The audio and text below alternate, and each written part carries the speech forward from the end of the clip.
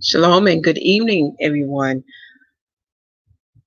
Tonight's word is YAH's judgments upon the Israelites, America/Babylon, and the world. YAH's judgments upon the Israelites, America/Babylon, and the world. This is part 2. And forgive me for that night when we was reading the second book of Baruch. And we was interrupted, but all things happen for a reason. It was a good time to be interrupted, especially at the time of the video and how much we covered. So in this video, we shall continue until we get to chapter 40 or section 40 in this book. Now, the purpose of us looking at second Baruch is going to give you the understanding of our Father in heaven. It's going to help you to see how he sees things. It's going to help you to see his thoughts and his ways and why he's doing what he's doing, y'all. It's like a mystery that is being revealed now right before our eyes. And some of us has been blessed to know these mysteries and to understand these judgments and why they are happening. Okay, now we know it starts first with the house of Israel. So which bring us to this. We shall read a verse from the prophet Isaiah that is going to lead us to the second book of Baruch now. Okay, so we are in the season now where we're seeing now that the Father is transitioning his judgment off of Israel, and now he's putting his judgment upon the whole world. Okay. All right. So I'm going to take y'all to Isaiah chapter 51. Let's go there now. But before we go there, I want you to remember YAHUAH prophetic messages. The video list is listed in the video description box. Please take this time now to listen to what our Father have to say. Share those messages and print out those messages. It's a lot of mysteries being revealed. He's also given us instructions, Israelites and Gentiles, of what we should be doing in this season now. Okay. Let's see what else I need to tell y'all before we go to the next screen. And I'm trying to think, but it'll come to my mind as we go into this video. All right, so let me first take you to YAHUAH prophetic message playlist first. And as you see before you in this screen, second Baruch, the coming judgment. Second Baruch, the coming judgment. Again, our praises to YAHUAH. Hallelujah. Thank you, Father, for stirring my spirit. But now I understand why you want us to read the books of Baruch. Okay, so now let me change out this screen. And I'm going to take you to the playlist first.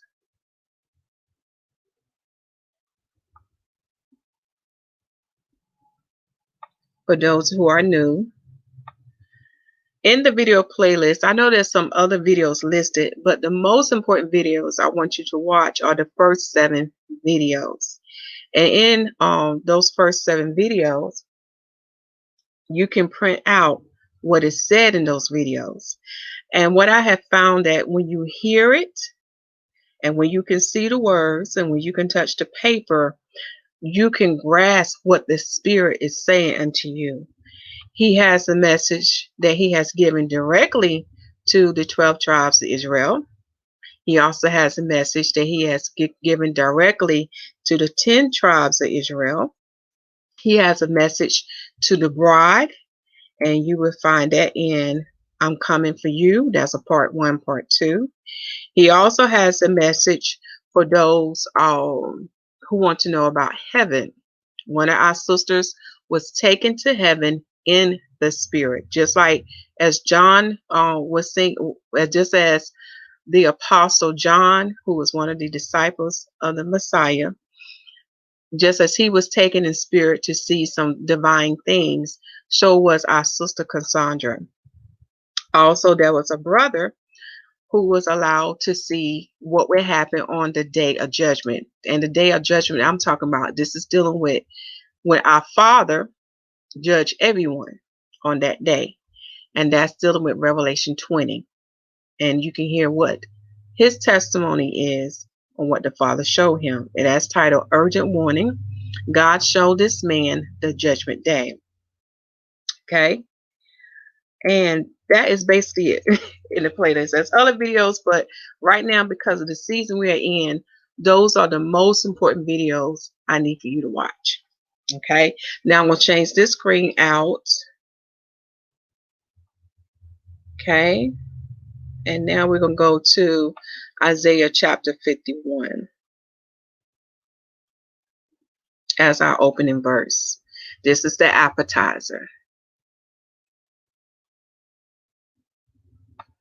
Isaiah chapter 51, we'll start with the Bible summary first.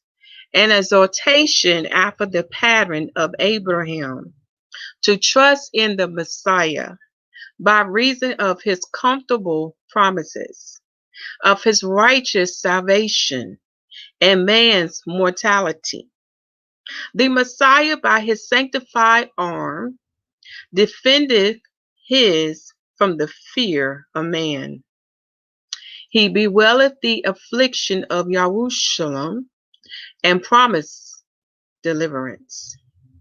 Okay, we're not going to read the whole chapter in this video. This is just the appetizer before we feast upon the word of the Most High Yah. But this is going to set the stage. Okay, and we're going to look at verse 21 to 23. Therefore hear now, didst thou afflicted and drunkard, but not with wine. Thus saith thy Lord, the Lord and thy God, that pleadeth with the cause of his people. Behold, I have taken out of thy hand the cup of trembling, even the dregs of the cup of my fury. Thou shalt no more drink it again. Now this verse is talking directly to Israel, to the Hebrew Israelites, whom the world today call Jews. So notice what the Father is saying unto them. He's going to take out from them his cup of trembling, his cup of fury, and they shall no more drink from this cup. Now this cup represents his judgment that was upon them for breaking the covenant. And for what? For crucifying his son. Go back to the prophets. They talks about this, what would take place when they crucify his son and they still rejected him. See what take place. Okay. Now verse 23. But I will put it into the hand of them that afflict thee. Do y'all hear this, Israelites and Gentiles? Now our Father is saying through his prophet that this cup of trembling, this cup of fury, he's now is going to put it into the hand of those who has afflicted you, Israelites. Do you hear this, Hebrew Israelites? Now judgment is changing over. Okay?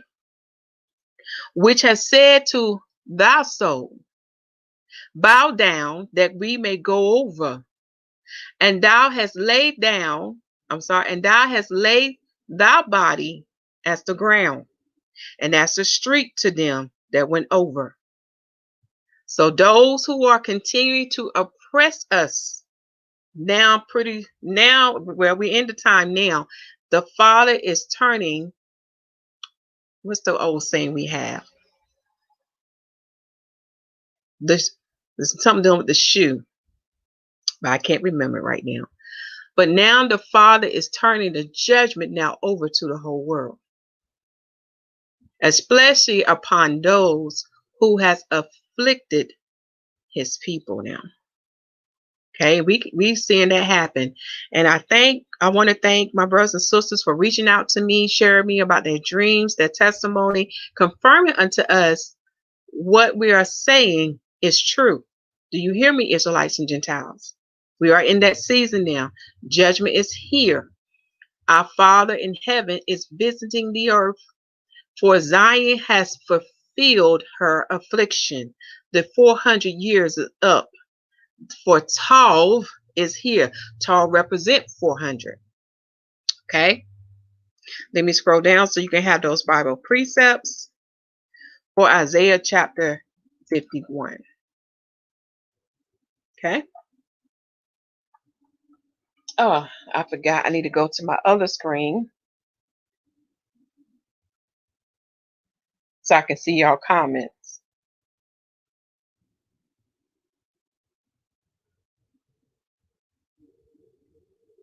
Okay. Let me change this screen out. Now we're going to the second book of Baruch. Now we had the appetizer.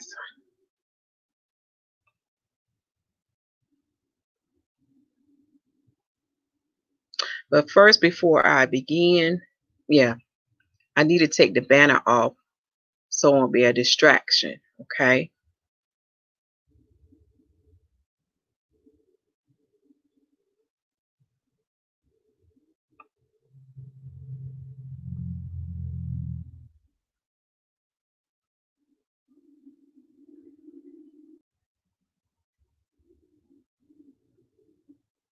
Okay.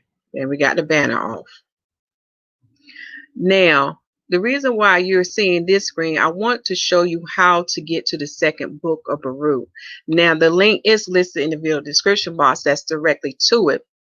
However, for some, if you just go to the pseudograph site, okay, you will find it under pseudograph right here, okay, and it's listed as the book of the Apocalypse of Baruch, also known as Second Baruch, and that's the book that we're in now. So you click on that. Now, for part 2 in this video, we're going to re-pick up at 16 because I want to make sure I explain it correctly. Okay, because in part 1, I feel like I didn't explain it correctly. So I want to make sure I give you the correct interpretation. But first, we're going to read the summary of this section first.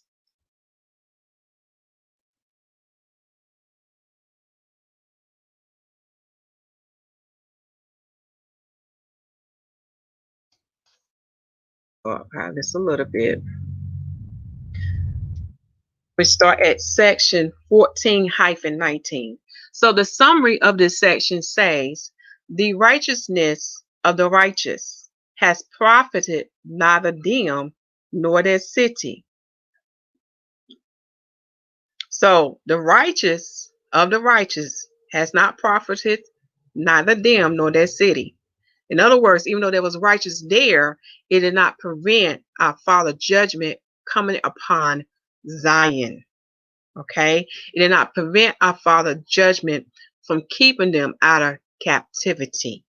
All right, YAH's judgment are incomprehensible. The world was made for the righteous, yet they pass and the world remains. Okay, this is something that Baruch takes notice of. Even though the righteous die, okay, and they go on, but this world still remains. But when you read the prophet's writings, you will learn that it was made for the righteous. This world was made for them. So what did that mean? He was inquiring about the Father about that. If the world was made for the righteous, why they're passing away? Okay. Answer. Man knows YAH's judgments and has sinned willingly. Now that's something you want to underline. Man knows YAH's judgment and has sinned willingly. This world is a weariness to the righteous, but the next is theirs. Now that one you want to underline. It's saying something very deep. Okay. This world is a I'm sorry, y'all. My tongue is terrible tonight. Weariness to the righteous, but the next is theirs. So those who are his, we already can recognize to be in this world, y'all, it's very burdensome unto us. I don't like it here. Since the Father has awakened me and I see this world for what it is, I cannot wait for the next world to come. This world is terrible. It is full of darkness. It is full of evil. And I'm tired of it. And I know those who are his are tired of it too. Okay? It goes on to say, to be warned through character, whether a man's time here be long or short. Now you want to underline that. What he's saying, the world that's to come, if you want to inherit what is to come, it is won by your character, not by how long you live in this world. Okay, for some live a long life, and then we have those who live a short life. It's not based on the length of your life in this world. It is based on character. Okay, character. Final will or woe, the supreme question. So now we're going to go down to, I call it chapter 16. It's the number highlighted in red. Okay. Now we're going to start at this section here.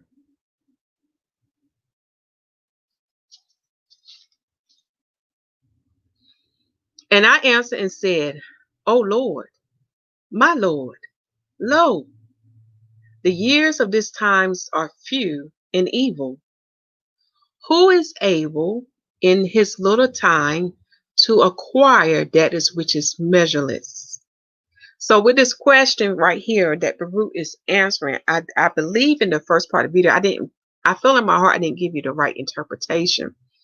The measureless is dealing with what is coming in the world to come, because there's no way to measure the blessings that the Father has waiting for us in the world to come. Okay, so I want to read this verse again.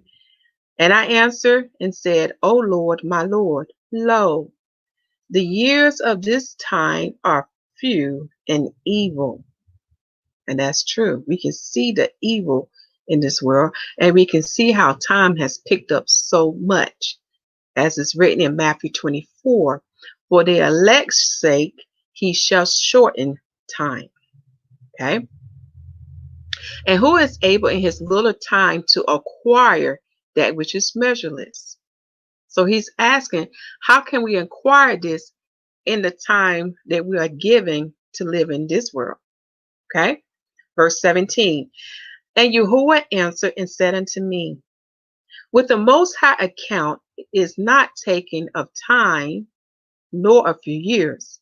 So just as we read in the summary, that what we receive in the world to come is not based on how long we live in this world. Okay? It's not based on that. The Most High go on to say, for what did it profit Adam that he lived 930 years and transgressed that which he was commanded? So what was the benefit, or what was the prosperity for Adam to live 930 years, but yet he sinned against the Most High? Okay, and we're going to see why the Father brought this question out to Baruch. Okay, because we're going to see that his life didn't profit anything because of what happened, or what came with the transgression. Therefore, the multitude of time, love you too, Shalom. Therefore, the multitude of time that he lived did not profit him, but brought death and cut off the years, or those who were born from him. Do y'all hear this? Even though our father Adam lived a long life, to us it's a long life, despite his long life, he could not prevent, or he could not keep back the curse or the punishment that was placed upon him and his seed that would follow after him and his children. and children that will follow after him. Because as you read the book, you will see that the life of man became shorter and shorter upon the earth. Okay, because I know it's written in the book of Psalms that most of us will only live up to 70 to 80. It's very few of us that will live longer past that time. Okay, up to 70 to 80. So Adam's long life did not profit us. Okay, because that long life still didn't uplift the punishment or the curse that was placed upon him and his seed. Because when you go back in the beginning, what the Father wants you to understand, when we truly understand who Adam is and what the Father made him to be, you will learn this. He was made to be immortal. Okay? His body was made to be incorruptible. So he was made to be an internal being, which makes sense because was he not made in the image of the Elohim head, of the Father, the Son, and the Ruach HaKodesh, known as the 7 eyes and 7 spirits of YAH? Okay, so when we begin to understand that, then we begin to have the understanding just because you have long life in this world does not profit you anything. Okay, what is going to profit you at the end is how you live your life in this world. What was your character? Did you do the will of our Father, or did you go against our Father? In other words, did you keep his commandments, or did you choose to disobey him and to join yourself with Satan and his children? So this is what this verse is saying unto us. Okay, so let me pick up. It goes on to say, wherein did Moses suffer loss in that he lived only 120 years. So now what this verse is doing is giving us an example and giving us understanding that when you read Genesis chapter 6 verse 3, it is written that for my spirit shall not always strive with man, for he is only flesh. Therefore, he shall only live up to 120 years. And that is true. Because when you look at the generation going from Adam and all the way down, you will begin to see a decrease in the number of years of how long man can live. All right. So because of the curse that was placed upon Adam and his seed, Moses too also experienced a shorter life, but he only lived up 120 years. All right, let's continue to read. Wherein did Moses suffer loss in that he lived only 120 years, and in as much he was subject to him who formed him. So he was under YAHUAH, okay, brought the law to the seed of Jacob, and they lit a lamp for the nation of Israel. So we know Moses brought the covenant into the children of Israel, but that's a little mystery right here about this lighted lamp. But as we know here, we see the statement still in the form of a question, because the Father is saying unto Baruch, wherein did not Moses suffer this loss? Okay, so he suffered this loss too, and which means is he suffered the loss of living a shorter life. Okay, verse 18. And I answered and said, he that lighteth was taken from the light. That's something deep there, y'all. He that lighteth has taken from the light, and there are but few that had imitated him. But those many whom he has lighted has taken from the darkness of Adam, and have not rejoiced in the light of the lamp. Now, when you understand who that light is, it's not a what, who that light is, then you will understand this verse. We know the rock was with them in the wilderness. You can read 1 Corinthians, I believe it's chapter 5. I'm going to open my book now so I can give y'all the correct verse. Because you would know that the rock, which is Yahushua HaMashiach, the Messiah, the second Adam, was there with the Israelites in the wilderness. He is the tabernacle of witness. Okay? He was there. Now, Moses was shown a lot of deep things. Okay? And Moses was even blessed to talk to him. Okay? However, because of the heart of the children of Israel, they didn't partake in that light. They didn't understand the light. Okay? This is why this verse say, here few have imitated him. And we know the word imitate means to what? To copy, to do as the light do. Okay? To have the same character of the light. All right? Almost there. All right. So it has to be, let me make sure. It's not first. It is 1 Corinthians. It's chapter 10, verse 1 down through 5. And it is the precept to Exodus chapter 17, verse 6. Now I'm going to type that in the comment section so you'll have it.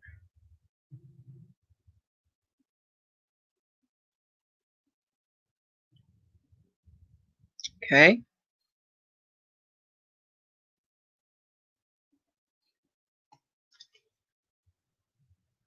First Corinthians 10, 1 through 5 with Exodus 17, verse 6. And I have some other verse written down, but that's the highlight I'm going to give to y'all tonight. Okay.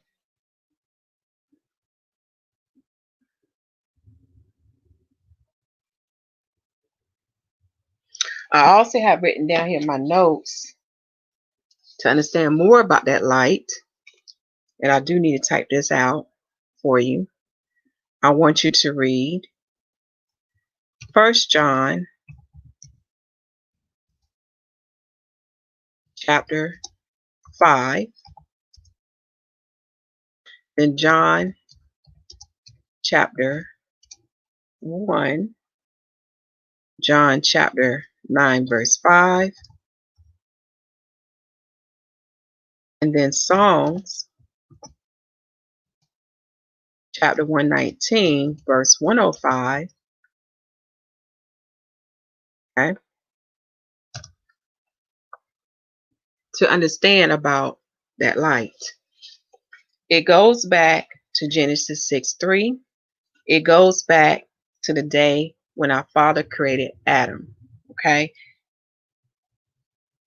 So when you get to verse 18, you have to understand what made Adam the son of God. And when you understand what made Adam the son of God, then you understand about that light and how that light dwells in us. And when that light dwells in us, we become the children of God, the children of light. So when he returns, we shall be restored or redeemed back to our proper place. And we too shall look like them. Not only look like them, but we shall do as they do. In other words, we're going to imitate them. Okay? We're going to be on one accord with them. Okay? And the reason why I put down John chapter 7, I want you to focus on that word belly. Belly. Because this is where the light dwells, within our belly. So if you hear me, if I say refresh my bowels, do you understand what Paul's talking about? He's not talking about your bowels or your intestines. He's talking about something spiritual, a deeper meaning. He's talking about where the spirit dwells within you and where it's at. It's in the midst of your body. Okay. So verse 18, let me read this again. He that litteth hath taken from the light. So we know Moses was on one accord with the Father, the Son, and the Ruach. And there are but few that have imitated him. And that's true. All you have to do is read the books. And you will see those who follow the rock. Okay. But the nation didn't get it. But those many whom he has lidded have taken from the darkness of Adam, and have not rejoiced in the light of the lamp. Again, what he's saying here, instead of embracing what the Father had originally put in them, okay, instead of embracing what was restored back unto them, they rejected it and remained in their transgressed state. That's the word I'm looking at. They remained in their transgressed state, because when Adam fell, y'all, that's how darkness was able to come in. And this is why we have an inner strife within our tabernacle, within ourselves, between good and evil. Okay? Because of the change that took place. So most of them chose to remain in that state of transgression and not rejoice in the light. Okay? In other words, not to receive the light. Verse 19. And he answered and said unto me, wherefore at that time he appointed for them a covenant, and said, behold, I have a place before you, life and death. And he called heaven and earth to witness against them. Now, I want y'all to underline that, because a lot of times we think things that cannot speak, or things that do not have breath, or things that's not living unto us, we think they don't make a report, but they do. So here's the greatest example. Don't you know that heaven and the earth can testify against you? When you understand 1 John chapter 5, with the relationship between the three witnesses in the earth and the three witnesses in heaven, then you understand how the heaven and the earth become a witness against you, or how they can report a testimony unto the Father. Okay? Let us go on to read. For he knew that his time was but short, but that heaven and earth endure always. Okay? But after his death, they sinned and transgressed. So after Moses died, they continue on in a state of sin and transgression. Though they knew that they had the law reproving them. So they had a covenant to reprove them, and the light in which nothing could err. Well, he's talking about something deep here. If they had remained in the light, if they had received the rock, received YAHUAH HaMashiach, they wouldn't have error, because the Spirit is what? A lamp unto our feet. It would guide and instruct you what is right before the sight of Yahuwah. Do you see this? If they had received YAHUAH HaMashiach, just as Moses had received him, then they will follow the spirit of the light. And through that spirit, it would not cause you to what? To err. It would not cause you to sin or to transgress. It would keep you on that path of righteousness. Okay? Also, let's see here. Also the spirits which testify in me. So when he's talking about the spirits, he's talking about those lights in the heaven. They too can testify as well.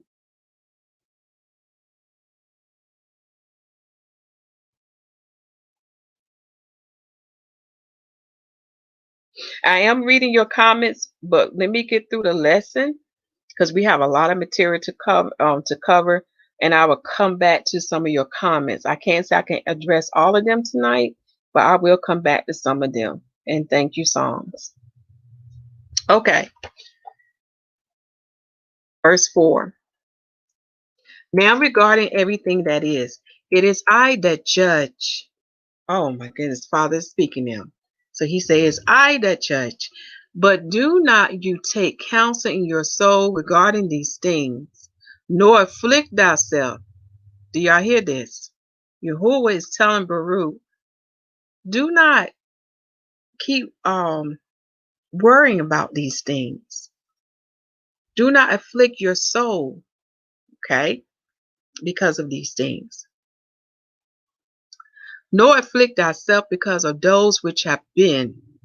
For now it is the consummation of time, okay?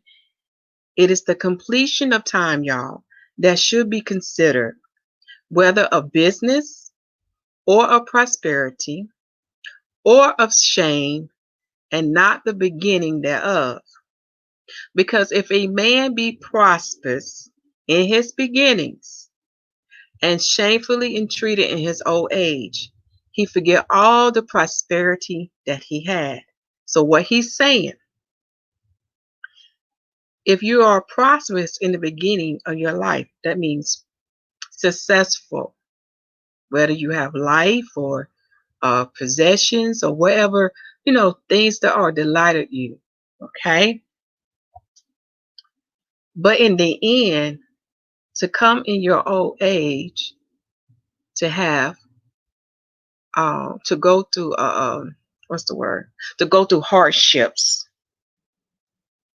Because of those hardships in your old age, you forget all about the good things that was in the early part of your life.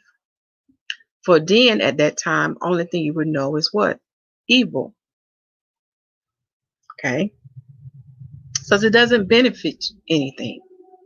So the Father go on to say, and again, if a man is shamefully entreated in his beginnings, then this is the part you want to underline. Again, if a man is shamefully entreated in his beginnings, and at his end is prosperous, he remembered not again his evil entreatment. And again, hearken, listen, though each one was prosperous all the time from the day on which death was decreed against those who transgress, and in his end was destroyed, in vain would have been everything. So what he's saying, that it is better for us to go through our long suffering. Long suffering is a fruit of the Spirit. Read Galatians 5. I need to put that in the comment section. Read Galatians 5. And thank you. And in the name of Yahushua Mashiach, may the Most High bless you too. And shalom, sis. Okay, I want you to read Galatians chapter 5, because the fruit of the Spirit, one of the fruit of the Spirit is long suffering. And when we read the book of Baruch, we will see and understand why it's so important for us to have this fruit upon us. Because this fruit of long suffering shall bring great things unto us. It shall lead you to your garments of white, your garments of righteousness that will have a crown of glory that shall never fade away. Okay? So it's better for us to suffer now, and then when the end comes, we shall what? Benefit. We shall prosper, because we was able to overcome the world through Yahushua HaMashiach. Now, for those who chose prosperity and not chose our Father, in other words, those who chose prosperity over long suffering, all the things they are gaining in their life are in vain. Because we know in the end, our Father said he's going to what? Destroy this world. He's going to destroy it with fire. And there's a mystery on that fire, y'all. It's very powerful.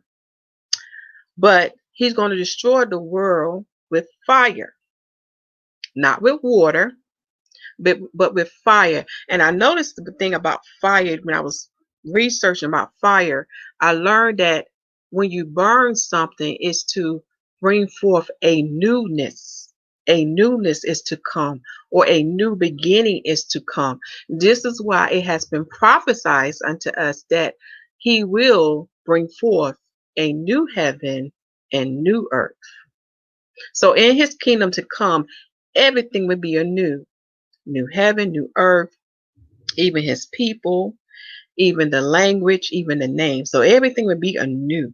Nothing old will be going in. Okay. So those who chose prosperity over long suffering, in the end, they're going to gain nothing.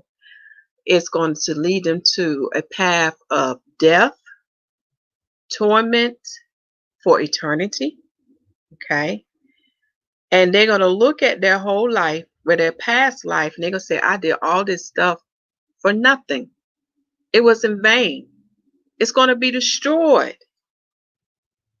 So what the Father is saying unto us is that we should be focusing on and inquiring from Him, Father, what is your will that I should be doing in this world? What is my assignment? What is my purpose? Because we should not be focused on building a kingdom or empire, or to attain worldly riches, or to attain a position, okay, basically to attain these things according to our will or what we want. But we should be focused on asking the Father, what am I proposed to do in this world? Okay. And with that, once you receive from Him, you begin to see clearly all these things that the people of this world are striving to work towards to are in vain. It's for nothing. So some of these burdens that are upon our shoulders is because of us, because we don't want to follow the will of God. We want to follow the world. So because we're following the world, we have a lot of other unnecessary burdens upon our shoulders. Okay. Such as, I'm going to use myself for example. Growing up, I always been taught that go to college. Then after college, get a good job. Then after that good job, go in debt for a house and a nice car. you know, uh, also pursue a career. You know what I'm saying? It's just like one thing after another but these things become an oppression unto us, a burden unto us, where we won't have time for who? We won't have time for our Father.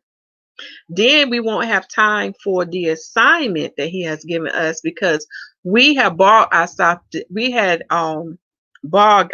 down with unnecessary things that we don't need to take a part in. Okay. So shalom, sis, and Shabbat shalom. And yes, I'm doing well today. So we shouldn't know. In other words, we are submerging ourselves in things that are burdensome, that are preventing us from doing what our Father wants us to do. Now, the Father wants me to clarify some things. Everybody's path is different. It's not going to be the same. But what He's saying unto you, when He calls you for what the assignment is, this world should not be a hindrance or a stumbling block keeping you from the assignment, because everybody has a part and a position to play in this divine body. For we know some are to be in governments, some are to be in healthcare, some are to be in law. You know what I'm saying? So we each have a part to play. But what the Father is saying unto us, these things should not be our sole focus.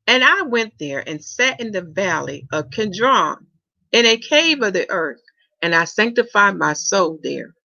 And I ate no bread, yet I was not hungry, and I drank no water, yet I thirst not. And I was there till the seventh day. And as he commanded me, and afterwards I came to that place where he has spoken with me. Now you want to underline about that he came to that place. It's a mystery on that. Remember, I told y'all that the kingdom of heaven is inside of you. Okay? But you will get a further understanding about this place that he went to. And it came to pass at sunset that my soul took much thought, and I began to speak in the presence of the mighty one, and said, do y'all hear this? He spoke in the presence of the mighty one. The kingdom of heaven is inside of you. O you that have made the earth, hear me, that have fixed the firmament by the word. Do y'all hear that? For we know all things are made by him. And him that I'm talking about is the word. The word created. The Father spoke it and the word brought it forth. And have made the firm the height of the heaven by the Spirit, that have called from the beginning of the world, that which did not yet exist, and they obey you. You that have commanded the air by your nod, and have seen those things which are to be as those things which you are doing. You that rule with great thought the hosts that stand before you. Hold on for a minute, y'all.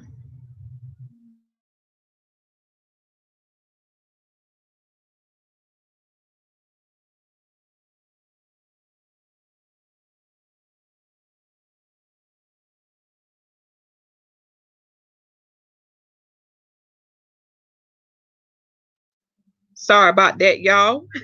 I'm back. Let's see here. Where we at?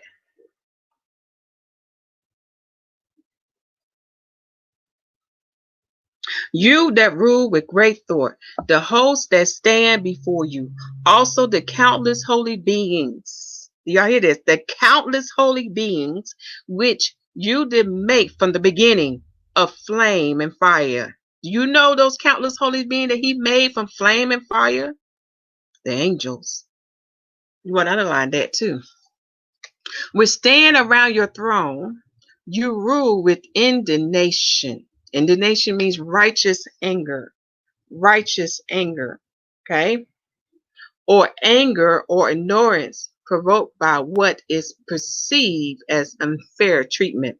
In other words, he has a right to be angry due to wickedness. Okay? Righteous anger.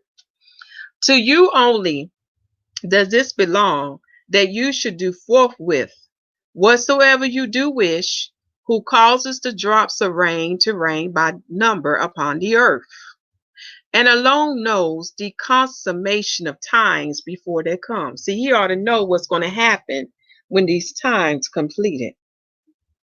Okay?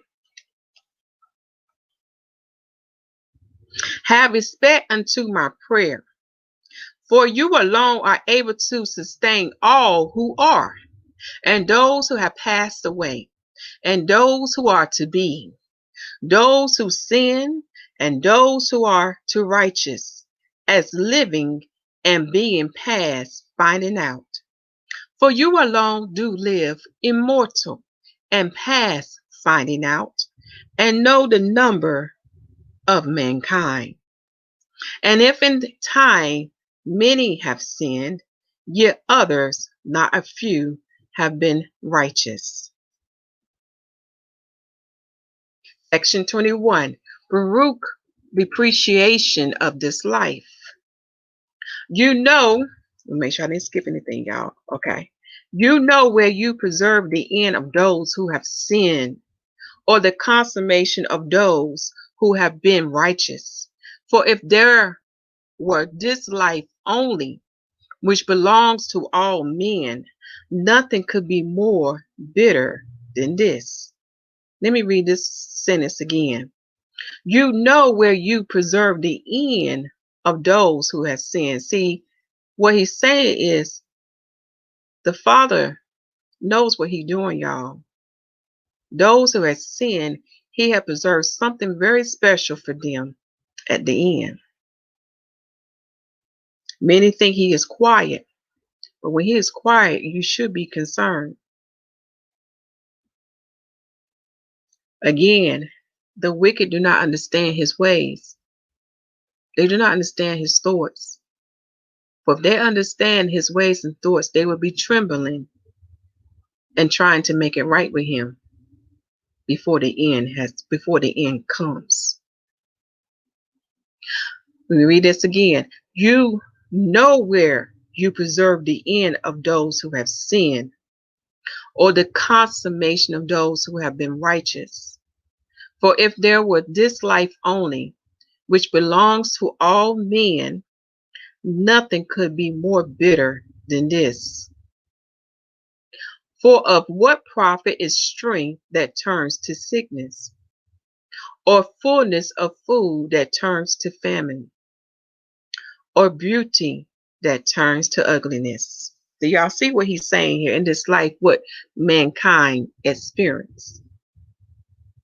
Okay? He's talking about the bitterness in this life.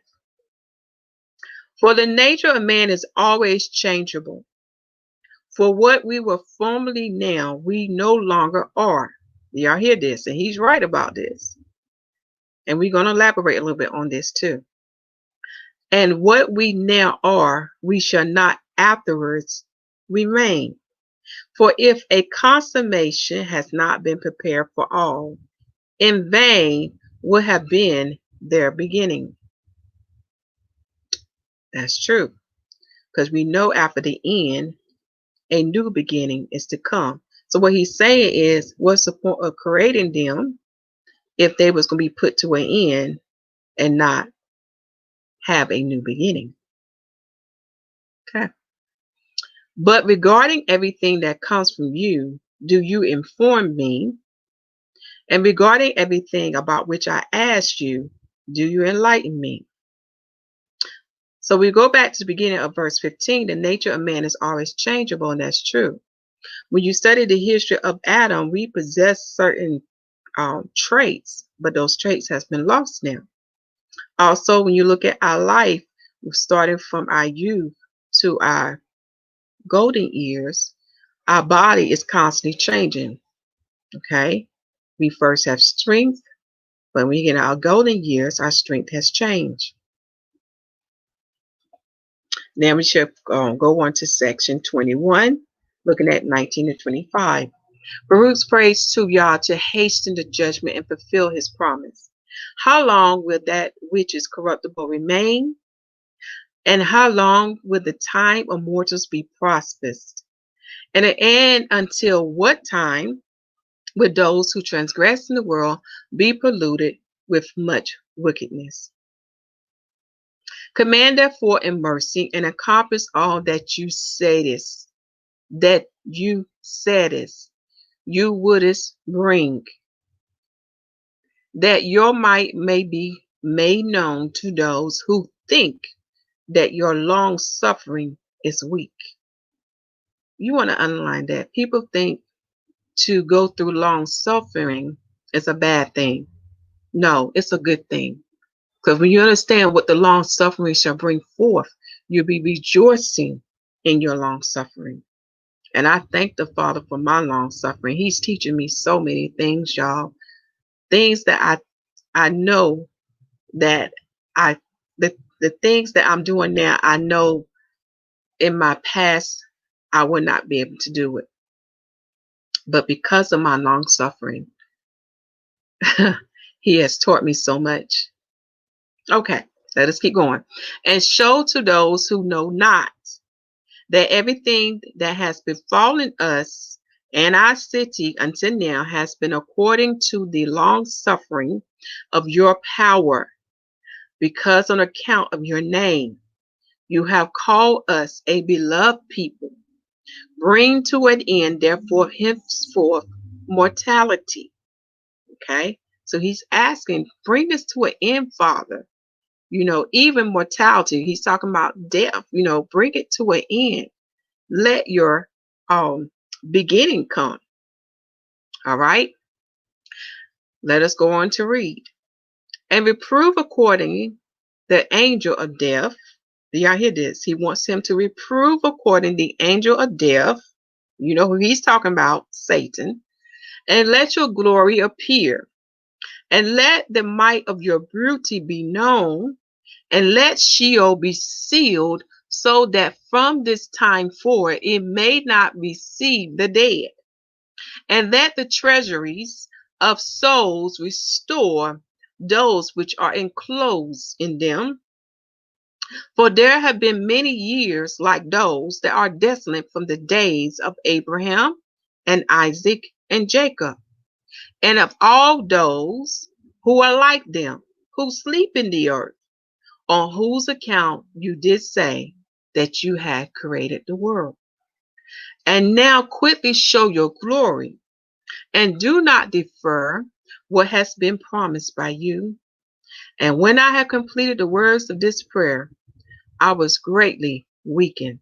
Now I'm going to tell you why he was weakened. Again, where was that place did he go, y'all? Let us keep reading. If it's not revealed in the passage below, I will give it unto you. But there's a reason why he's weakened, y'all. Okay. Section 22 to 23. Yah's reply to Baruch's prayer. He will fulfill his promise. Time needed for its accomplishment. Things must be judged in the light of their consummation. Till all souls are born, the end cannot come. Now you want to highlight that. Till all souls are born, the end cannot come. The tav cannot come. In the Greek tongue, they say omega. Okay. Oh, we get into a good juicy part. Okay.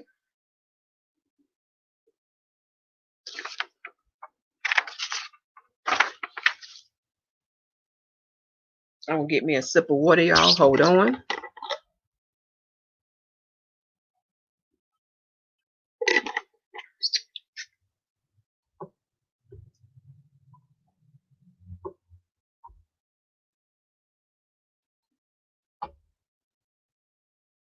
Okay. And it came to pass after these things that lo, the heavens were open, and I saw, and power was given to me, and a voice was heard from on high, and it came. And it said unto me, Baruch, Baruch, why are you troubled? He who travels by a road, but does not complete it, or who departs by the sea, but does not arrive at the port, can he be comforted? Oh God, y'all. Do y'all hear Father saying this? In other words, if the journey is not complete, if these times do not come to its completion, then the end cannot come. And if the end cannot come, y'all, then the new beginning cannot come. Oh my goodness. All right, let me read this again, y'all. He said, Baruch, Baruch, why are you troubled? He who travels by a road, but does not complete it, or who departs by the sea, but does not arrive at the port, can he be comforted? Do y'all hear me? This journey has to be complete. These times have to be complete for the end to come, and for the new beginning to begin. In other words, if the sun don't complete its circuit, it cannot reach the end. And when it cannot reach the end, then the new beginning cannot come. Hallelujah. Okay, Father, I'm hearing you. All right, verse 4. Oh, he who promises to give a present to another, but does not fulfill it, is it not robbery? Do y'all hear this? If you promise to give a gift to another and do not fulfill your word, is that not stealing? Okay. He goes on to say, or he who sows the earth, but does not reap its fruit in its season, does he not lose everything? That makes sense. If he sowed the seed, hoping that he can get what? The harvest, the fruits, he lose everything. He cannot eat. If he cannot eat, he cannot live. If he cannot grow produce, some cannot make a living. This is deep, y'all. I tell you, nobody speaks like him. Or he who plants a plant, unless it grows till the time suitable to it, does he who plant it expect to receive fruit from it? Or a woman who has conceived, if she bring forth untimely, does she not assuredly slay her infant? In other words, if she give birth too soon, she's going to kill her own child. Or he who builds a house, if he does not roof it and complete it, can it be called a house? Tell me that first. Y'all, this is deep. Highlight that whole verse. That is something to meditate about. Because then we can understand about these judgments, about these times, why we may feel it's taking so long, but it's not. The Father gave the word, and the word has to be fulfilled. And these times have to come forth. Okay? Because everything has a certain order. All right? Verse 23. And I answered and said, not so, O Lord, my Lord. And he answered and said unto me, why therefore are you troubled about that which you know not? Do y'all hear that? Because again, what the prophet Isaiah said about our Father in chapter 55, he said unto us, your ways is not my ways, and your thoughts are not my thoughts. So we don't know what he knows. Ooh, okay. Why therefore are you troubled about that which you know not? And why are you ill at ease about things in which you are ignorant? For as you have not forgotten the people who now are, and those who have passed away, so I remember those who are appointed to come. Do y'all hear this? He has to bring forth those that are appointed to come. Like I said, this is another verse you want to highlight. Okay?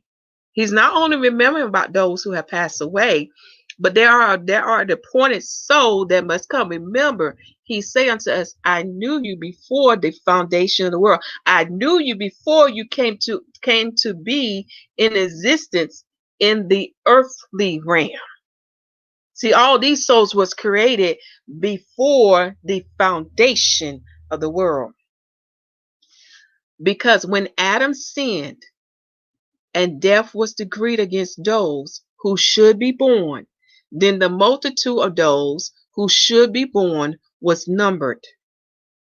And from that numbered, a place was prepared where the living might dwell and the dead might be guarded.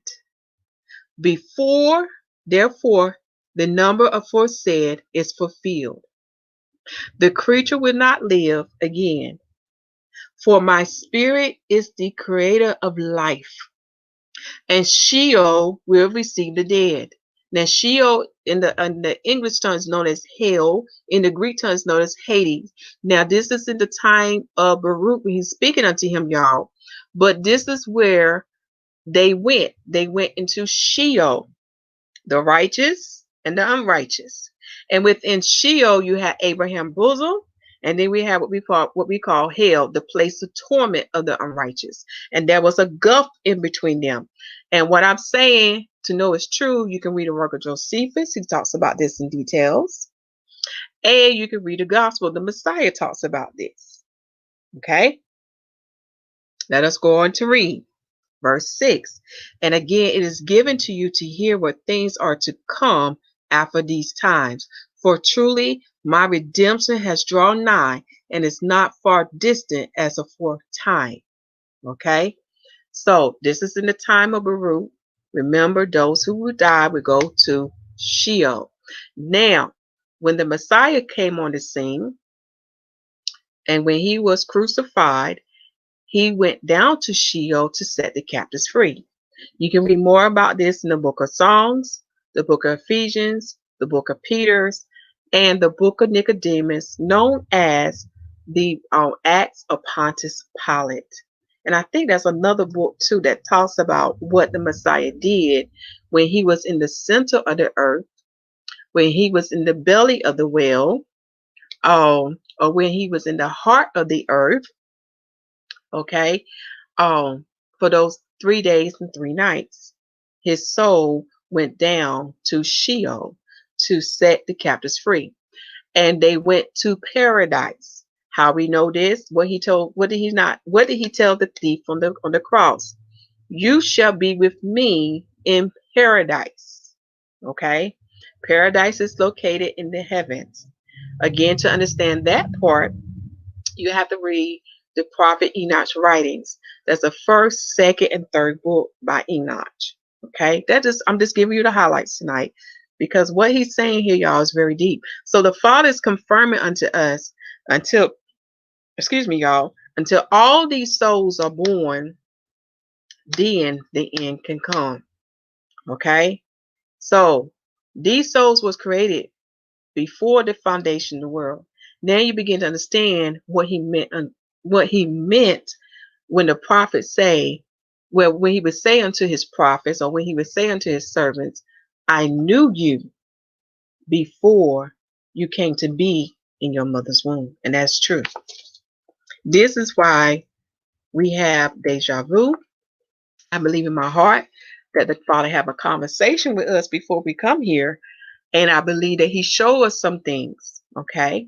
And this is why when you come to a certain place or you say a certain thing, it may feel like deja vu. Okay. Let us keep going. On section 24, the coming judgment. For behold, the days come and the book shall be opened, in which are written the sins of all those who have sinned. And again, also the treasuries, in which the righteous of all those who have been righteous in creation is gathered. Okay, now I'm telling y'all, the Father keep record of all things. So when you meet him or stand before him, do not lie, okay? Because if you try to lie or deny it, I'm telling you, the book will be open and the evidence is going to be produced right before your eyes, okay? So he said, for behold, the days come, and the book shall be open, in which are written the sin of all those who have sinned, okay? So if you don't want to be listed in that book, and you want to be forgiven for your sins, you must receive the salvation and the righteousness of YAH. Romans chapter 10. Read that chapter. Also, and again, also the treasuries, in which the righteousness of all those who have been righteous in creation is gathered. For it shall come to pass at that time that you shall see that many that are with you, the long suffering of the Most High, which has been throughout all generations, who have been long suffering towards all who are born alike, those who sin and those who are righteous. And I answered and said, but behold, O Lord, no one knows the number of those things which have passed, nor yet of those things which are to come. That's true. We don't know this. Only the Father knows this. Okay. For I know indeed that which has befallen us, but what will happen to our enemies, I know not. And when you will visit your works. Okay. Section 25 through 26. Sign of the coming judgment. And he answered and said unto me, you too shall be preserved till that time, till that sign which the Most High will work for the inhabitants of the earth, in the end of days. So Baruch has position when that time come, y'all. Because he's one of the righteous servants. Okay? So he's going to be preserved. All right? In other words, he's going to be in that new eternal kingdom. This therefore shall be the sign when a stupor shall seize the inhabitant of the earth. I'm trying to see where I'm at with my notes.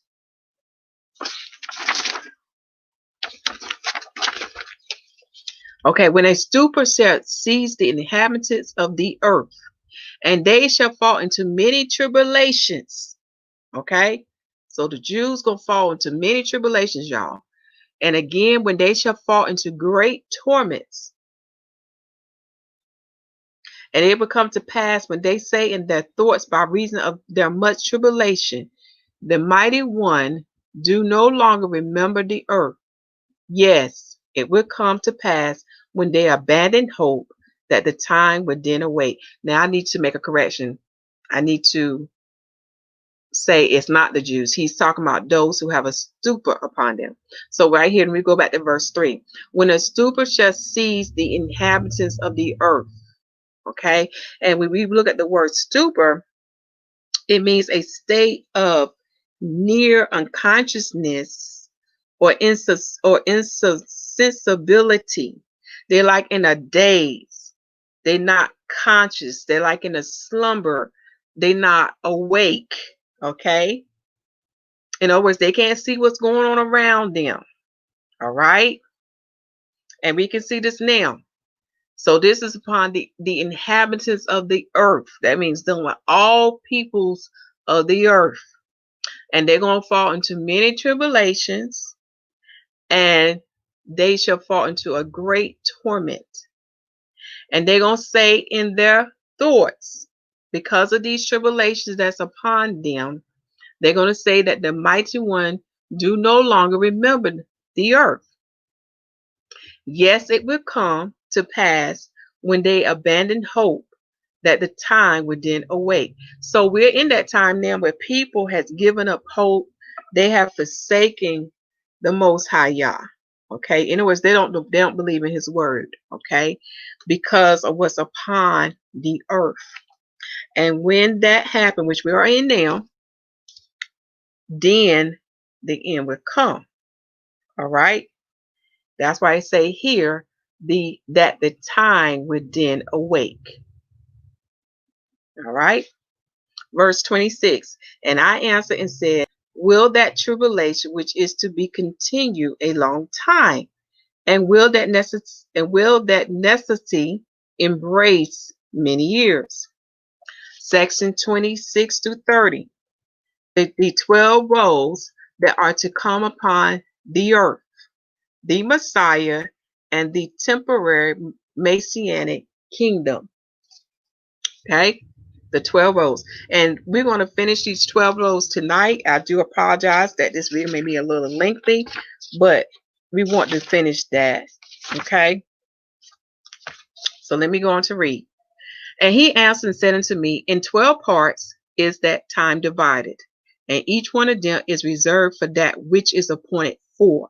In the first part there shall be the beginning of commotions, and in the second part there shall be slayings of the great ones, and in the third part the falling of many by death, in the fourth part the sending of the sword, and in the fifth part famine and the withholding of rain, and in the sixth part earthquakes and tremors, wanting, and in the eighth part a multitude of specters and attacks of Shedem. Shedem means, y'all,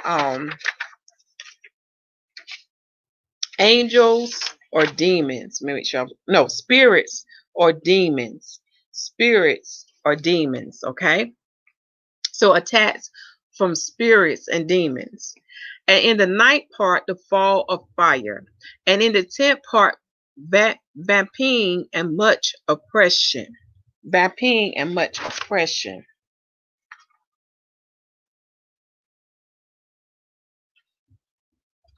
And in the 11th part, wickedness and unchastity.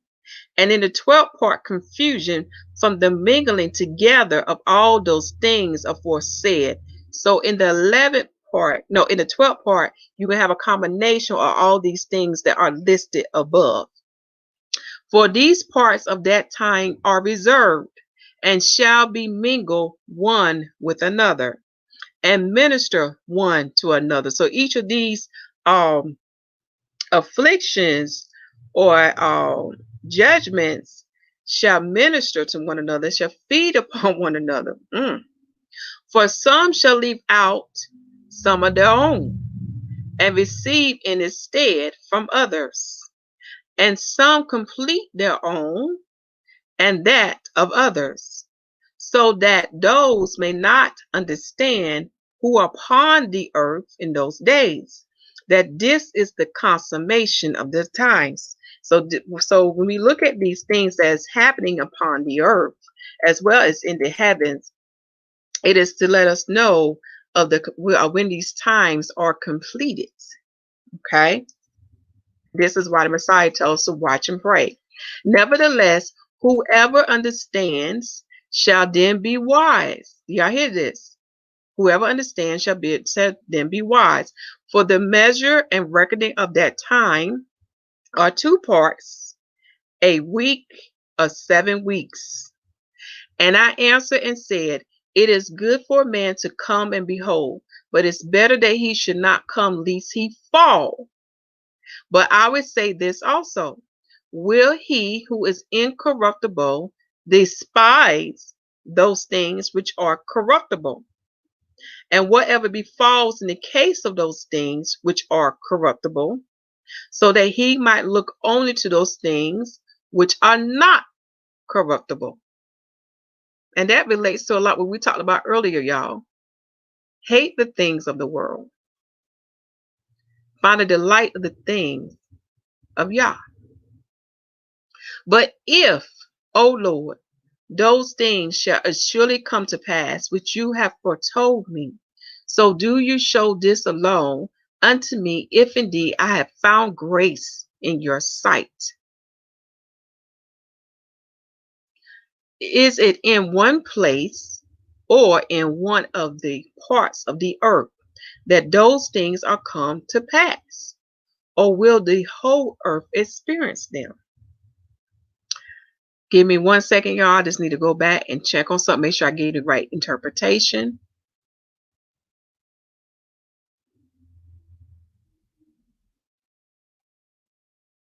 Now it's okay. Looking at verse 3 is what I see what Baruch is saying, that it's good for a man to come and behold. It's good for him to come, to exist, to be, and to look at these things that's coming from y'all. Okay? But if he should fall, it's best that he was not be born or come to existence to be.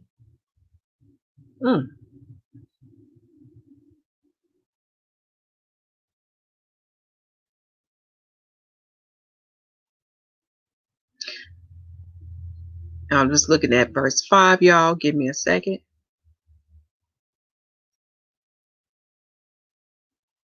Okay, and it's still verse 5, still relating to what we talk about.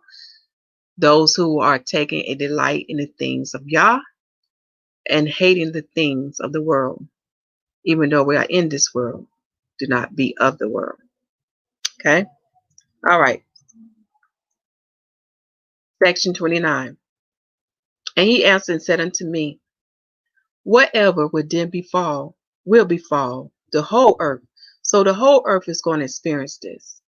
Therefore, all who live will experience them. For at that time, I will protect only those who are found in those self same days in this land. Do y'all hear this? Now the whole earth is going to experience these judgments.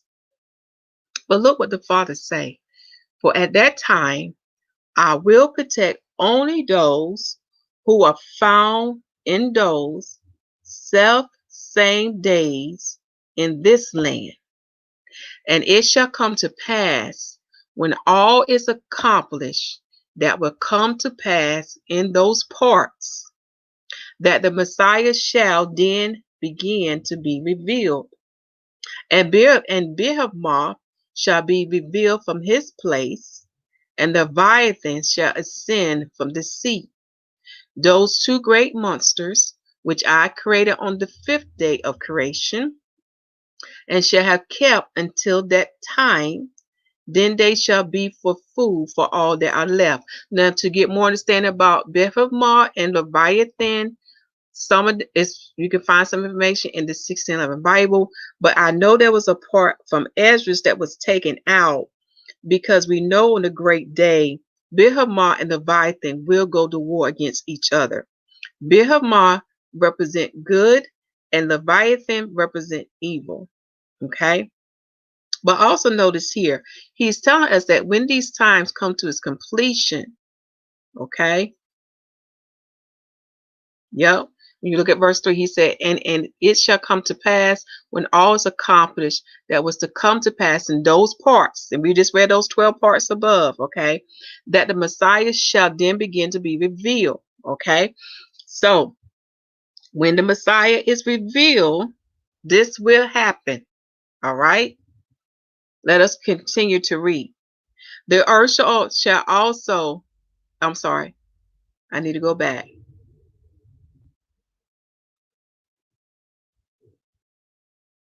And that's a mystery dealing with them in this land. Again, remember I tell you about the 3 groups. Go back to the prophets to see where these 3 groups will be protected. Okay? And it pertains with the Feast of Tabernacles. All right?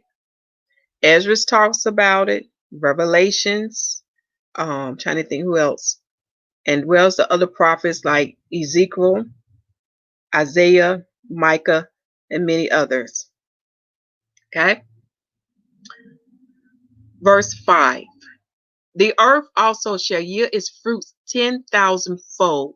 On each vine there shall be 1,000 branches, and each branch shall produce 1,000 clusters, and each cluster produce 1,000 grapes, and each grape produce a core of wine.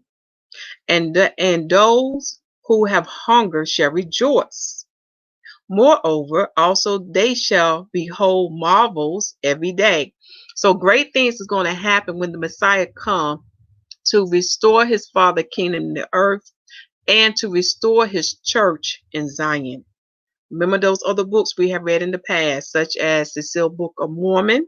I'm not talking about the Book of Mormon. I'm talking about the Sealed Book of Mormon, as well as the Book of Mary Magdalene, as well as the Bible and other books we had talked about on this channel. Okay, so in this time, the people that is under his reign shall see great things. They shall not hunger, because now the earth is going to produce food easily. It's not going to be harsh.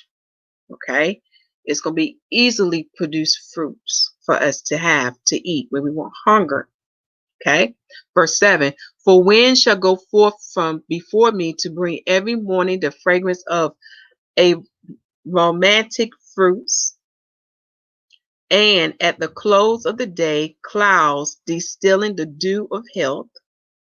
And it shall come to pass at that same time that the treasury of manna shall again descend from on high, and they will eat of it in those years, because these are they who have come to the consummation of the time.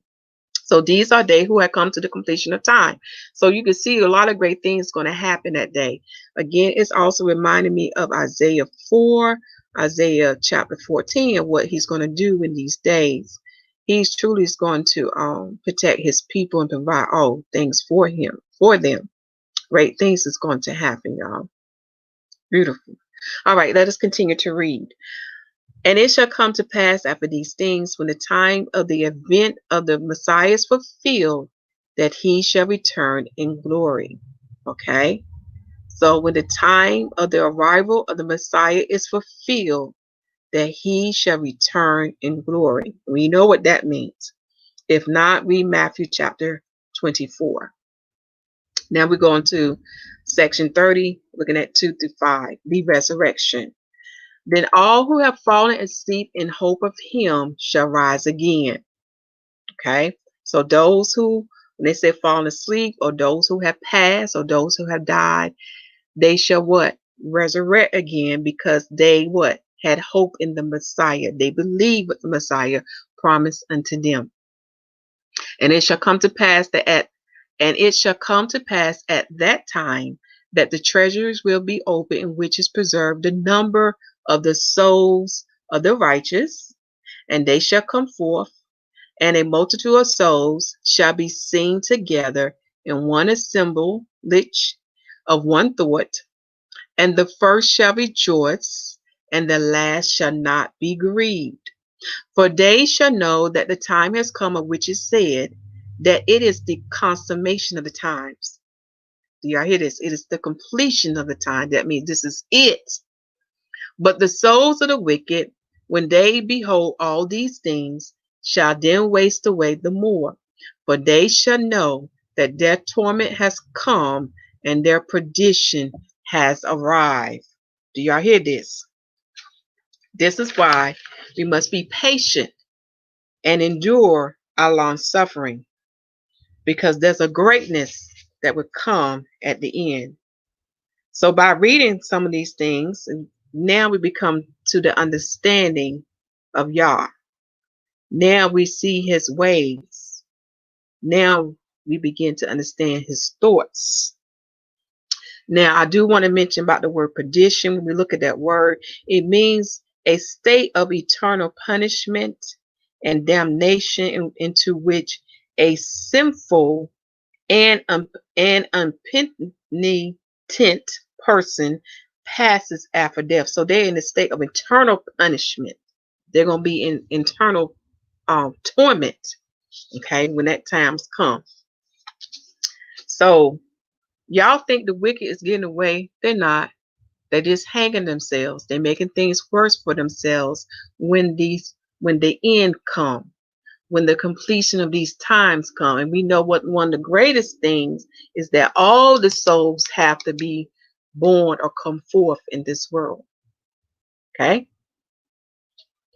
Section 31 to 33.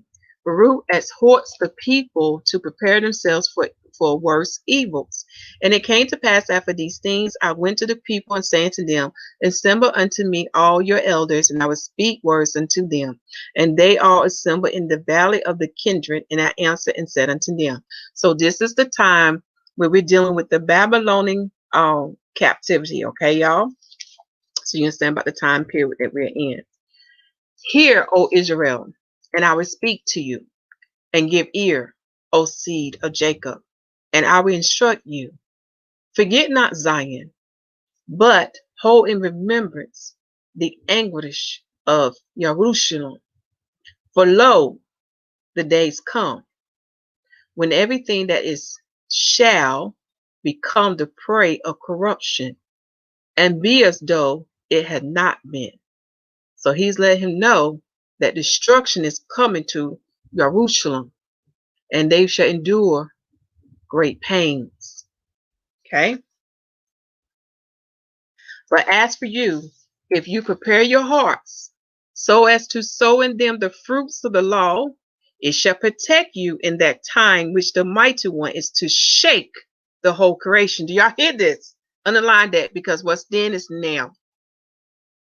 I got to read this again. But as for you, if you prepare your hearts as to sow in them the fruits of the law, it shall protect you in that time in which the mighty one is to shake the whole creation. Again, this is reminding me about the walls of Jericho. 6 days shall pass from Adam, then 7-day judgment. Because after a little time, the building of Zion shall be shaken in order that it may be built again. But that building will not remain, but again after a time be rooted out and will remain desolate until the time. Do y'all see what Baruch is telling them? It's going to be built again, but there's going to be another time it will be what? Desolate. It's going to be destroyed. Okay? And afterwards, it must be renewed in glory and perfect forevermore. So this is what's yet to come. when it's going to be established again, it's going to be in glory and perfect. Therefore, we should not be distressed so much over the evil which has now come over that which is to still to be. So we should not be worry or trouble ourselves that Zion now is desolate, because the Father done told us that when the completion of these times come forth, then a greater Zion will come. And this greater Zion that will come will be in glory. It's going to be perfect and will not be destroyed, y'all. So this is the Zion we should look forward to. So we shouldn't be crying over what is desolate before our eyes. Okay, do y'all see what I'm saying? We should rejoice of what yet to come, because what yet to come is going to be greater and better. Okay, for there would be a greater trial than these to tribulation, when the mighty one will renew his creation. And now do not draw near to me for a few days, nor seek me till I come to you. And it came to pass, when I had spoken to them all these words, that I, Baruch, went my way.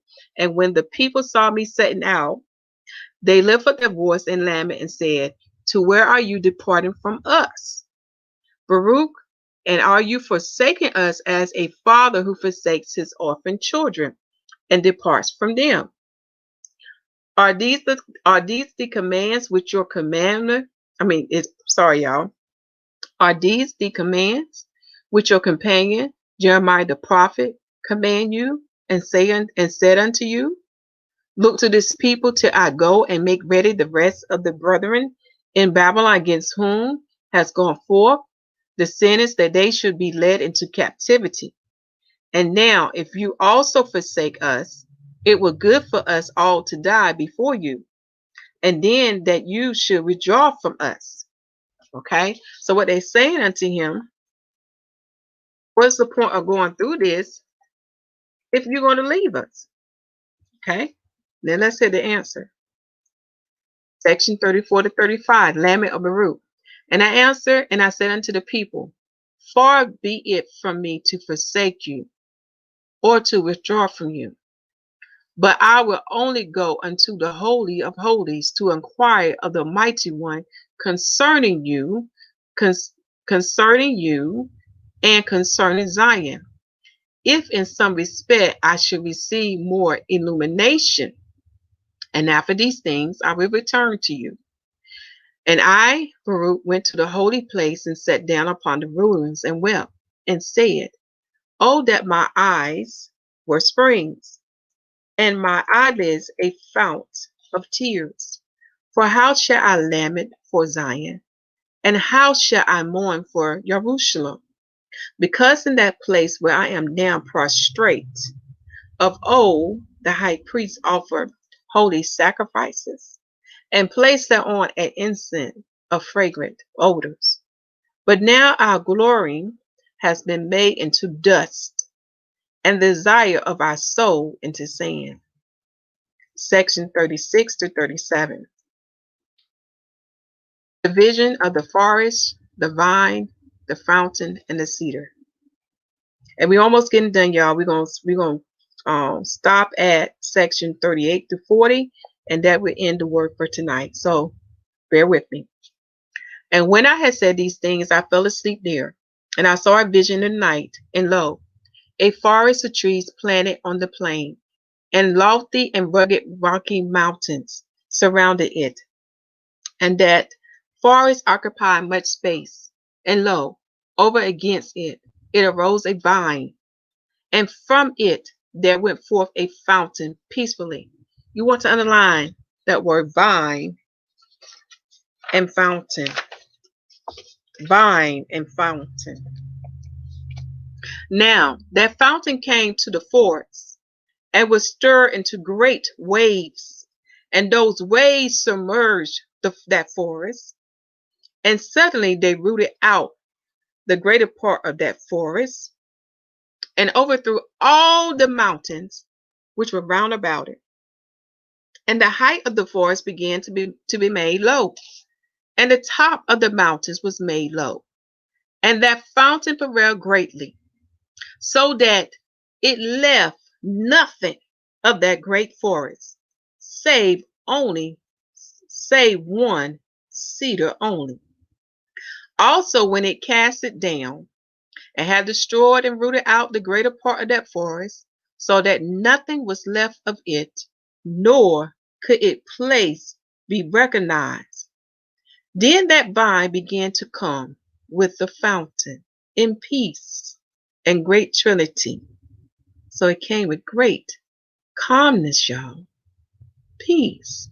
And it came to a place which was not far from that cedar. And they brought the cedar which had been cast down to it.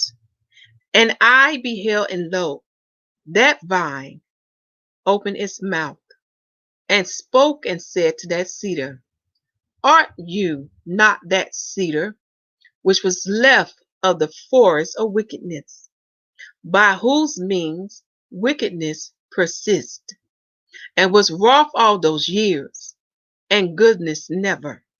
So that there was nothing good in that forest, y'all. It was a wicked forest. And you kept conquering that which was not yours. Oh God. Oh y'all. Underline that. See, that forest kept conquering those that was which not theirs. Verse 8. And you kept conquering that which was not yours. And to that which was yours, you did never show compassion. Underline that. They didn't show no compassion, y'all. And you did keep extending your power over those who were far from you, and those who draw near you. You did hold fast in the toils of your wickedness, and you did uplift thyself always as one that could not be rooted out. Do you see how prideful this forest was? It thought it couldn't be rooted out, y'all. But now your time has spent, and your hour is come. See, everything has an end.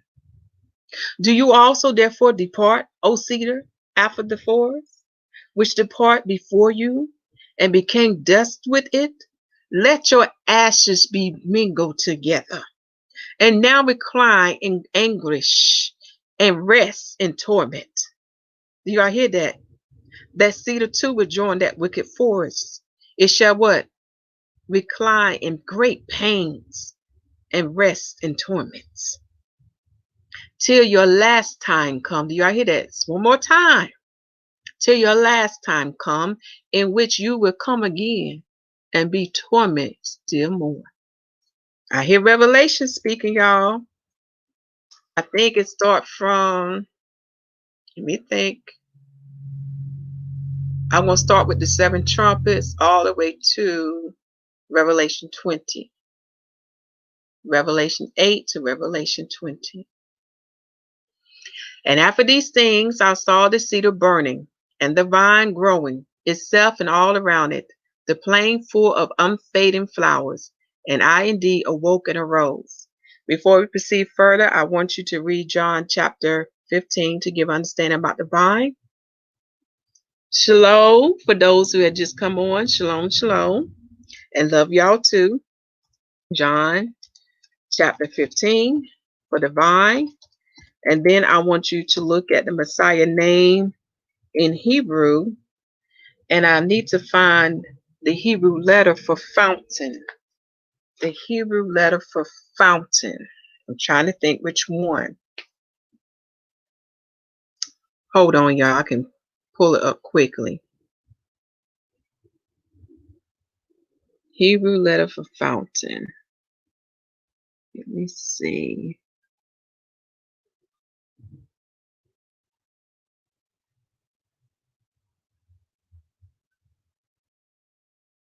There we go.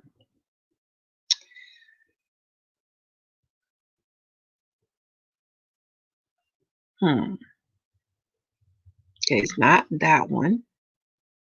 It's iron. Iron. Okay, I want you to look up the word iron. Iron, and you can find that letter in Songs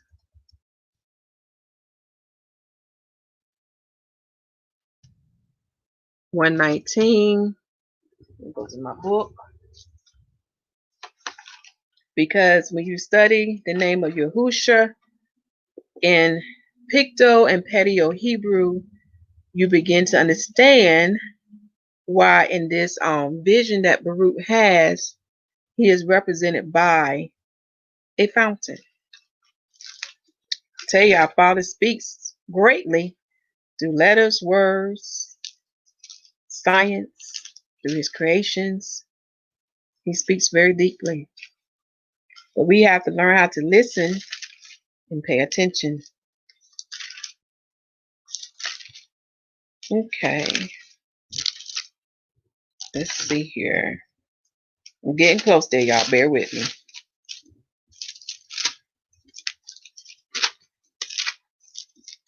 Okay, I'm in 119 now. I just need to find iron. Iron.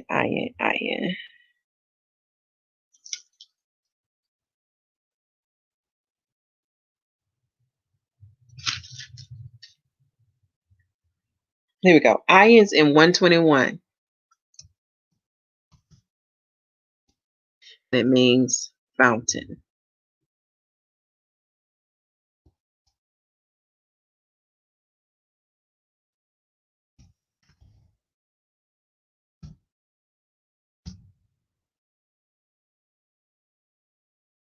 And one of those videos, well, I'll tell you what I will do after this video is complete, I'll put the Paleo Hebrew chart link and you can go to the chart and print it out and look at those Hebrew letters.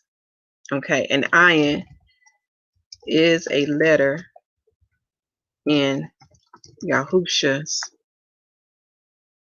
name. Okay, now let's get back to the second book of Baruch. Okay, trying to see. Okay, now we're in section 38 to 40, the interpretation of the vision. If this is where we're going to end tonight. Okay. And I prayed and said, O Lord, my Lord, you do always enlighten those who are led by understanding. See, Baruch even know this, to get understanding of all things, whether the scriptures, whether the dreams or vision, you have to get it from Yahuwah, from his spirit. This come by spirit only. Man cannot give this to you. Only the spirit. Your law is life. How is the law life? If we follow the law, it shall lead us, it shall instruct us how to live in this earth, to give us longer life, and also shall lead us to eternal life, where we will not be cursed or damned to Sheol, which we know Sheol will be cast into the eternal lake of fire. Okay, so that's how the law is life, is to keep you from anguish and torment. Your law is life, and your wisdom is right guidance. Make known to me, therefore, the interpretation of this vision, for you know that my soul have always walked in your law, and from my earliest days I depart not from your wisdom. Now, again, when he's talking about wisdom, it's a spiritual thing. Okay. Again, it's only wisdom come from heaven above. It's dealing with a spirit, y'all. Okay. Verse 39, well, section 39, verse 1. And he answered and said unto me, Baruch, this is the interpretation of vision which you have seen. As you have seen the great forest which lofty and rugged mountains surrounded. This is the word. Behold, the days come, and this kingdom will be destroyed, which once destroyed Zion. What is the kingdom that destroyed Zion that the prophet Joel prophesies of destruction coming to? What is that kingdom? It's the same prophecy that was given unto Daniel when he talks about the fourth beast. The kingdom that destroyed Zion was Rome, the Roman Empire. The Roman Empire is under the rulership of our brother Edom, also known as Esau. And we have the son of Japheth that has joined him, as well as the other nations of the earth that have joined him. Okay, So let us read this again. And this kingdom, which is the fourth beast, which is Rome, will be destroyed, which once destroyed Zion, and it will be subject to that which comes after it. Okay, what comes after it? The Messiah will come to establish his father kingdom in the earth. So now they have to follow him. That's what it means that the Messiah will come with a rod of iron. He will force his father kingdom in this earthly realm. He will force the wicked to obey. And if they do not obey, they will be cut off. Okay. Moreover, that also again, after a time, will be destroyed. So he's telling us that there's a time that this make sure I'm reading this right. Moreover, that also again after a time will be destroyed, and another, a third, will arise that also will have dominion for its time and will be destroyed. So he's listing the other kingdoms that are supposed to happen. And to find out what those kingdoms he's talking about, you have to go to the prophet Daniel. Okay? We continue to read. And after these things, a fourth kingdom will arise, fourth beast, whose power will be harsh and evil far beyond those which was before. And that's true. Y'all, I'm telling you, this is the worst of the worst. And it will rule many times, and that's true, as the forest on the plain. Remember the wounded head. The Rome is taken down for a brief period of time, but she comes back. All right. The wounded head on the beast, the fourth beast. Right? And it will rule many times as the forest on the plain, and it will hold fast for time. So do y'all see how much time has passed? Okay. And will exalt itself more than the cedars of Lebanon. So it will put itself on high. It'll be above all the kingdoms of the world. And proof of this, notice how everybody reports to Rome.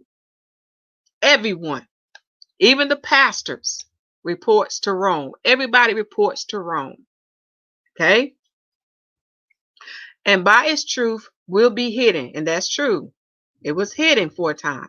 And all those who are polluted with iniquity will flee to it, as evil beasts flee and creep into the forest.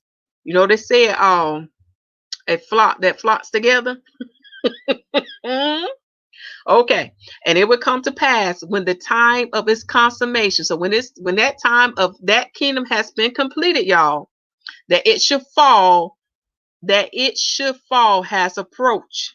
Then the precipitate of my Messiah will be revealed, which is like the fountain and the vine.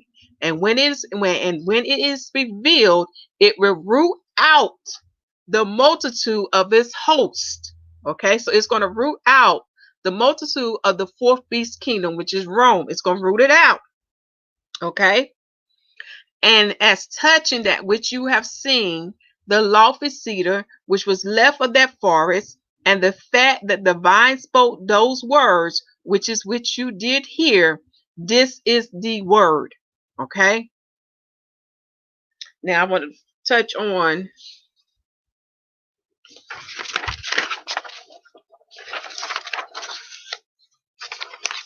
in 39. If you look at principate,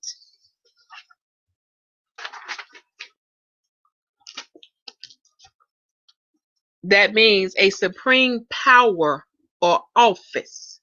So when we look at verse 39, it said, the principate of my Messiah.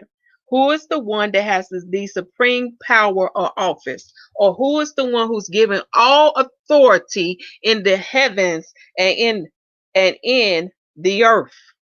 It is Yahushua HaMashiach. He is the second Adam. He is the one who redeemed Adam back to Yahuwah. He is the only one that can restore Israel back to that proper place, because he is the only descendant of Adam who fulfilled Torah, who crossed every T and dot every I. He did not sin.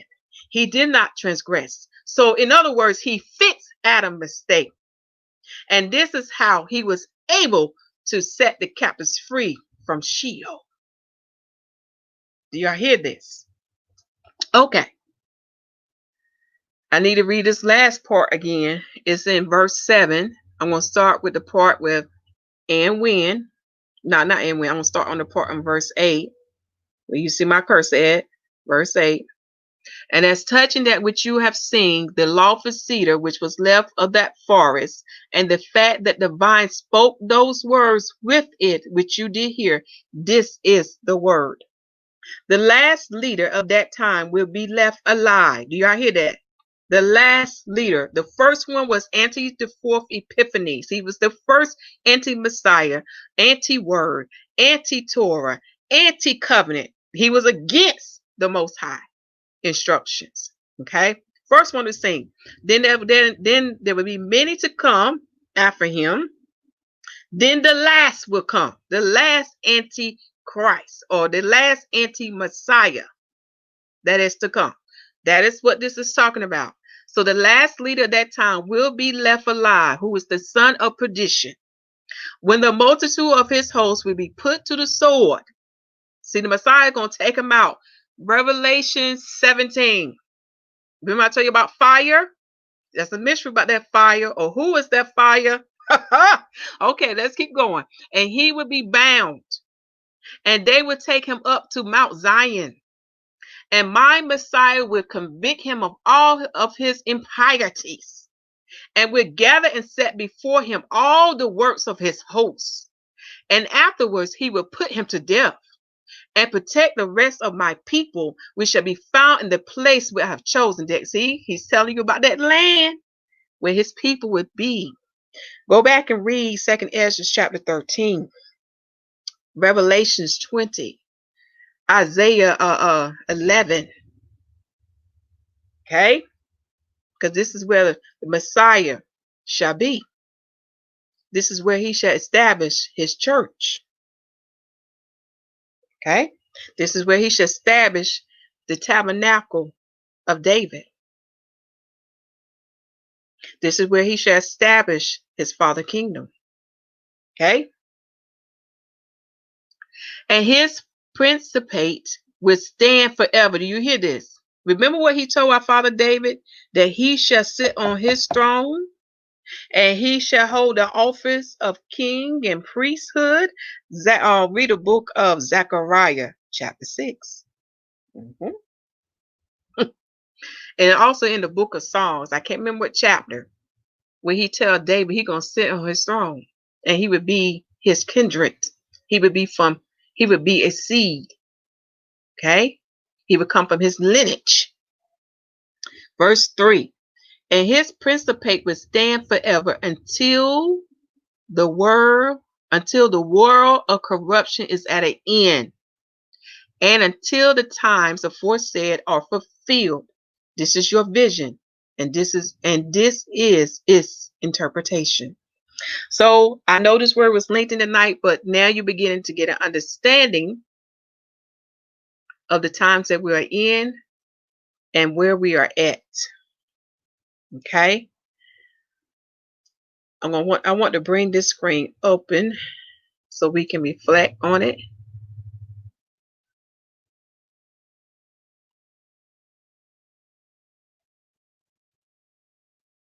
Oh, not that one. Sorry about that one. It's not that one. It's another one. Let me see. Can I find it?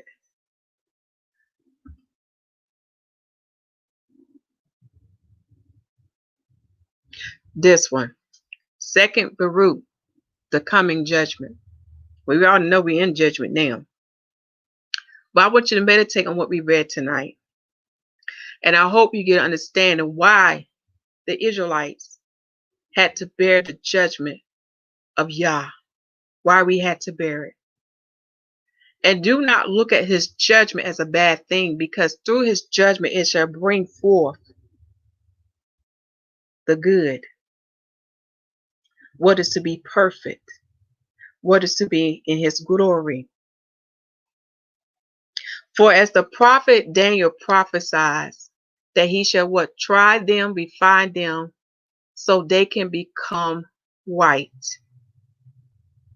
He also going to say that these times will not be fulfilled until the power of his holy people are scattered. That's a mystery on that, which relates to what the prophet Ezekiel said, that that YAHUAH would be a little sanctuary unto his people on where he scattered them among the heathen.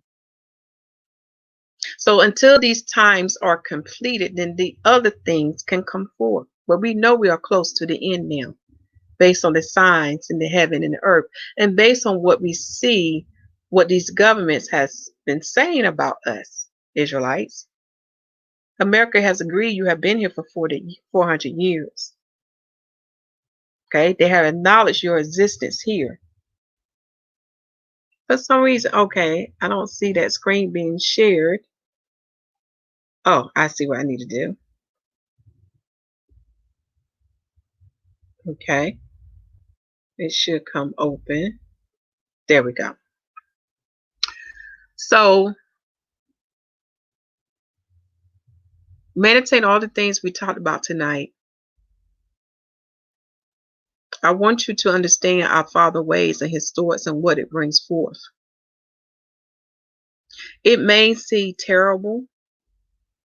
It may seem harsh, but it's for our good. Because through these troubles, well, no, let me take that back. Through these judgments, it shall push his people towards him. It shall cause his people to no longer to worship or to seek other gods. And it will give them an understanding of who he is, and to let them know they are to fear him, they are to respect him, and they are to give him his honor and his glory. That's what these judgments are to do. So do not trouble your heart when these things happen. Understand why these things are happening so you can minister unto your brothers and sisters. And so they can know that he is not a harsh God. He is a loving God. And he's doing this to save your soul. Because there is a hidden one working behind the scene. And yes, Brother Shaul, I would keep you in my prayers. I would pray for you. Okay? So y'all don't understand what the hidden one behind the scene is planning. But the Father knows. The Father, like he said in his word, he did not make Sheol, which is known as hell, for man. He made it for those angels. That was not the Father's plan to cast you there. But because man has hardened his heart, because Adam has given an ear to Satan, they're going to be deceived and partake in that eternal death and shall rest in what? In anguish and in torments. All right, my brothers and sisters, share this book. Tell them to read it, for it's in its due season. And continue to preach that the kingdom of heaven is at hand, for it's truly at hand. It is nigh. Make sure the people receive salvation as written in Romans chapter 10 and baptize them in the name of YAHUAH HaMashiach. And if you have no one to baptize, you go in your bathroom. Do it yourself. Submerge yourself in that water. Because like the unit said, where there's water, I shall be baptized. Do it out of faith. Remember, the water is the second witness in the earth, and it report our things back to our Father in heaven.